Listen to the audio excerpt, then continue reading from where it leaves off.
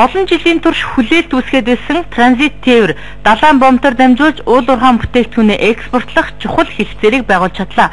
Уг хэлцээрийг байгуулснаар Монгол улс бүгд найрамдах Хятад ард улсын 8 бомтыг ашиглах эрх нээгдэж, энэ чиглэлүүдээр далаад гарцтай болно гэсэн үг юм.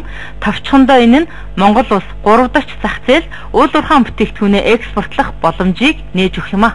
Ер нь бол Монгол улс Хятад улсын одоо ажиллаж байгаа бомтууд тусмаа гашуун сухад шивэ хөрөнгийн бомтыг бол олон улсын статустай болгох шаардлагатай байгаа. Тэгээд тэрийг бол бас тунх хвчт туссан байгаа.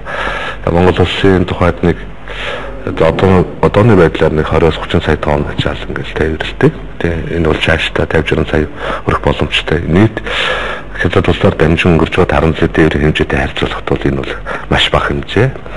Олон улсын тээврийн дундаж тариф гэж байдаг.